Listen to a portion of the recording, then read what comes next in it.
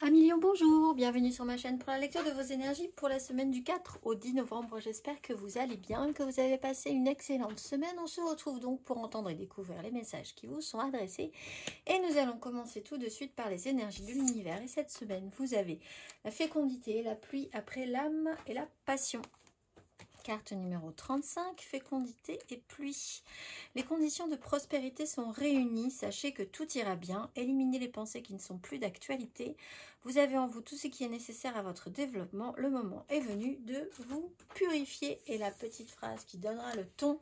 Tu es prêt à passer à l'étape supérieure. Bravo pour le chemin parcouru. Tu es exactement au bon endroit et au bon moment. De grandes choses t'attendent, de nouveaux défis et de merveilleux cadeaux. Votre énergie majeure, c'est la grande prêtresse. Alors, ça se joue peut-être dans un ressenti intérieur. Cette idée que, voilà, ça y est, vous y êtes, vous êtes posé dans un espace où vous allez pouvoir vous développer. Il y a des intuitions qui sont très fortes. Il y a des choses qui peuvent se mettre en place de manière secrète encore. Il y a ceux qui savent, il y a ceux qui ne savent pas. Il y a un apprentissage aussi de choses un petit peu... pas forcément traditionnelles, ou si elles le sont, elles sont un peu en décalage avec les choses très calées, carrées de la société, par exemple. On va aller voir en dos de deck, vous avez la tempérance, alors une phase d'apaisement ou de compréhension, de tranquillisation, de guérison, peut-être donc aussi par rapport à un ressenti profond, hein. C'est quelque chose qui travaille à l'intérieur plutôt qu'à l'extérieur. Cette semaine, on va aller voir 3 cartes pour vous, à million.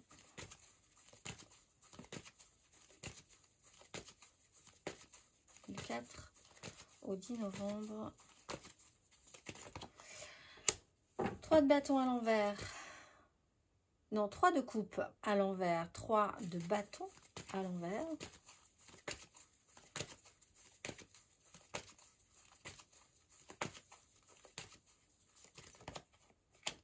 8 de denier à l'envers, maison de Dieu à l'endroit. 1 million.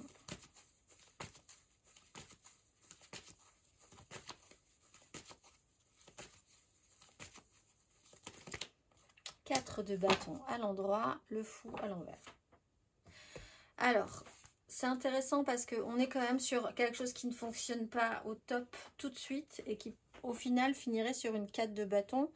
Donc, une création qui se veut ou qui s'est voulue à un moment donné positive, mais qui a fait un peu pchit, et qui finalement vous permet de vous engager plus fortement peut-être que vous ne l'auriez pensé, mais justement parce qu'il s'est passé telle ou telle chose. Vous êtes prêt à passer à l'étape supérieure, c'est-à-dire à un véritable engagement. Si vous aviez envisagé de préparer des choses qui peuvent être basiques, hein, des événements, des rencontres, des engagements, ça ne s'est pas forcément très bien passé précédemment. Cette fois-ci, c'est la bonne. Vous allez pouvoir vous engager plus fortement. Il y a peut-être à un moment donné eu la crainte, presque une notion d'auto-sabotage, c'est-à-dire on peut parler de procrastination, on peut parler de l'idée de s'auto-planter, de se mettre des bâtons dans les roues à soi-même pour pouvoir ne pas réussir et se dire qu'on ne pouvait pas réussir. Voilà, il y a un peu cette notion-là et cette fois-ci, vous pouvez passer un cran supérieur par rapport à ça. Ça se joue possiblement par rapport à la sensation que vous êtes capable ou pas, par rapport à des vérités intérieures, des ressentis. Relationnellement, on n'était pas forcément dans quelque chose de réussi sur le long terme. Un peu le goût, un petite fatigue ou un petit goût amer. Relationnellement, quelque chose de trop léger qui se voulait positif et qui ne l'est pas forcément, qui ne l'a pas forcément été. Perdre beaucoup d'énergie sur des choses qui n'en valent pas la peine. On va aller voir à million émotionnellement du 4 au 10 novembre. 8 de coupe. 7 de bâton. 5 de denier. Valet d'épée. Alors, passage intérieur, on passe d'une... En fait, on sent que vous êtes en train de glisser gentiment vers autre chose, quelque chose qui pourrait peut-être mieux vous convenir.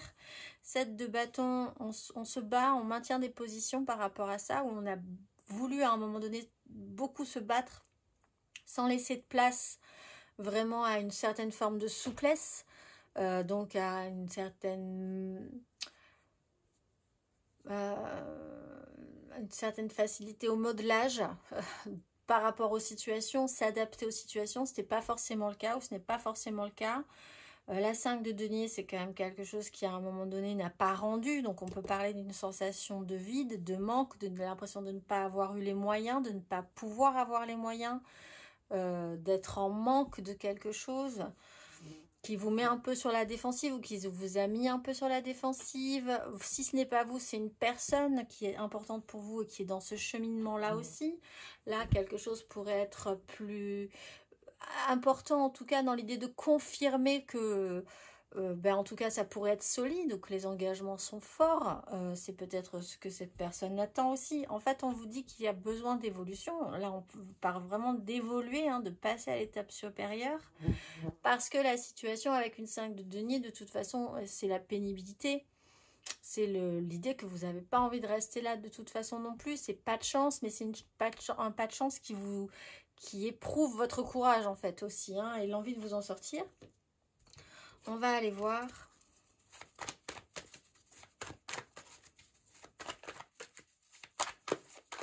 Vous devez peut-être faire quelque chose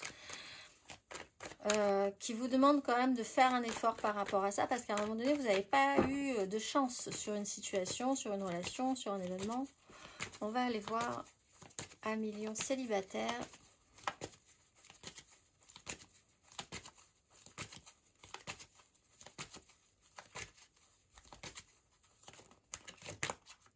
De données, donc on est vraiment dans cette questionnement de la où se situe ma zone de sécurité, où se situe ma zone de confort, qu'est-ce que je donne, qu'est-ce que je reçois, quelle prise de risque je vais prendre, parce qu'on est quand même sur l'idée que vous pouvez potentiellement vous retrouver dans une pénurie, dans une problématique, dans quelque chose qui vous fera pas plaisir. Donc réflexion sur qu'est-ce qui est sûr pour vous, sur quoi vous voulez prendre des risques, sur quoi vous pouvez jouer ou pas du tout. Je pense qu'il y a un moment donné où vous savez aussi quel risque vous pouvez prendre et ce que vous ne pouvez pas prendre comme risque. On va aller voir les lions en amour flou.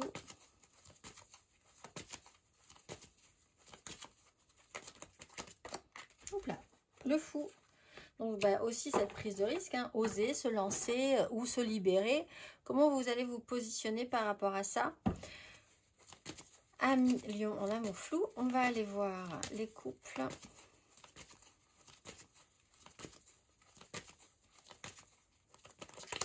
La 9 de coupe. Alors, sur un souhait, toujours sur du relationnel quand même, sur une connexion à l'autre, ou alors au retour au respect à vous-même, haute fidélité à vous-même aussi.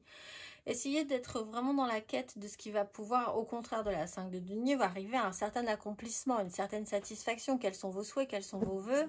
On joue en autonomie, on joue peut-être avec l'autre pour quelque chose en commun, mais il faut quand même que de base, il y ait une satisfaction personnelle. Il est temps d'établir des souhaits, des vœux, définir ce qui vous ferait plaisir, ce qui vous rendra heureux. C'est l'objectif peut-être, et ça viendra aussi de ressentis intimes de cette semaine. On va aller voir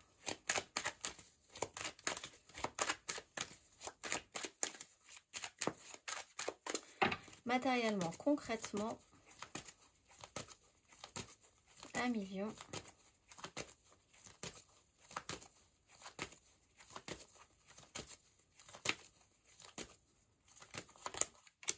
Cavalier de coupe, 4 d'épée.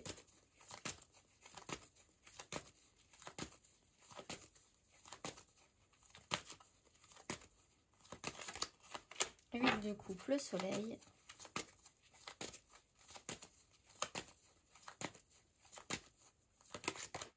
As de coupe, bah oui, vous faites des efforts, mais c'est même pas finalement trop d'efforts. Parce qu'en plus, ça se joue à l'intérieur. Cavalier de coupe, on porte un idéal ou quelqu'un porte un idéal. On peut parler d'un signe d'eau, Cancer, Scorpion, Poisson, qui peut faire un mouvement vers l'avant, qui a envie d'aller de l'avant. et qui porte quelque chose d'assez idéaliste, où vous pouvez porter cet idéal. 8 de coupe, on n'a que des coupes hein, dans la vie matérielle et concrète, ça vous touche quand même, on sent que vous êtes sensibilisé.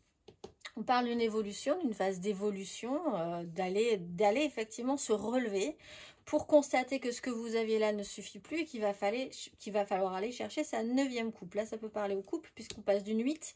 Si vous avez la volonté de définir ce qui vous conviendra, cet as de coupe, vous pouvez atteindre la 9 de coupe, c'est-à-dire vraiment faire ce beau parcours, aller jusqu'à passer l'étape supérieure et obtenir de la joie, de la satisfaction. Certes, on ne parle absolument pas de matériel encore, ça se joue soit encore à couvert, en secret, avec des initiés, ceux qui savent pas, mais on n'est pas encore dans la matérialisation vraiment de ce que ça pourrait rendre. Mais bon, voilà, ça joue quand même déjà très sérieusement et très profondément sur votre émotionnel. Ça vous touche ou ça touche vraiment profondément quelqu'un qui est très important pour vous et qui a besoin de faire cette phase d'évolution aussi. On va aller voir le conseil.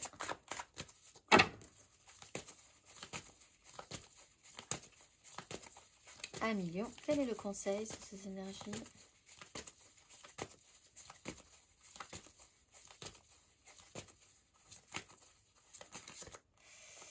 Alors, j'ai la 10 de denier, le cavalier de denier. Là, on parle de concret, de matériel, on parle de long terme. Alors, c'est vrai qu'on voit que ça serait quand même quelque chose d'assez important, puisque si l'objectif, c'est d'arriver à passer un cap et être dans une satisfaction émotionnelle, ça se matérialisera aussi sur du concret, du matériel. Méga clan familial, professionnel, sociétal, et le temps qu'on fait, l'application qu'on prend pour faire les choses bien, étape par étape, sur un long parcours. On parle quand même de prendre conscience que c'est quelque chose qui va se produire sur des années, sur des semaines, des années, des mois, et peut-être même sur plusieurs générations. Et c'est peut-être quelque chose d'ailleurs qui est transgénérationnel. Si vraiment votre questionnement, c'est de vous dire est-ce que vous êtes capable ou pas, c'est peut-être quelque chose que vous devez régler sur du transgénérationnel.